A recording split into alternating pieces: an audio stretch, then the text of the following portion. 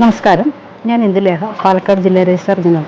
താങ്കളുടെയോ താങ്കളുമായി ബന്ധപ്പെട്ട മറ്റാൾക്കാരുടെയോ ആധാരം രജിസ്ട്രേഷൻ സമയത്ത് വില കുറച്ച് കാണിച്ചത് മൂലം അണ്ടർവാലുഷൻ നടപടികൾക്ക് വിധേയമായിട്ടുണ്ടോ എന്ന് പരിശോധിക്കുക. 1/1/86 മുതൽ 31/3/2017 വരെയുള്ള കാലഘട്ടങ്ങളിലെ ആധാരങ്ങൾ അണ്ടർവാലുഷൻ നടപടികൾക്ക് വിധേയമായിട്ടുണ്ടോ എന്ന് പരിശോധിക്കുന്നതിന് താങ്കളുടെ സമീപത്തുള്ള സബ് രജിസ്ട്രാർ ഓഫീസുകളിൽ ചെന്ന് ആധാരവും നമ്പറും വർഷവും നൽകുകയാണെങ്കിൽ താങ്കൾ ഇനി സർക്കാരിലേക്ക് അടയ്ക്കേണ്ട തുക അറിയാവുന്നതാണ്.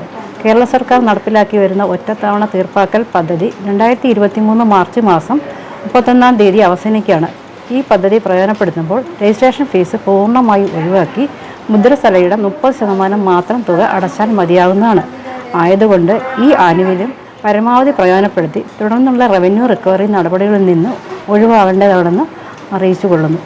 മലബാർ ന്യൂസ്, മലയാളത്തിലെ ആദ്യത്തെ സമ്പൂർണ്ണ HD പ്രാദേശിക ചാനൽ.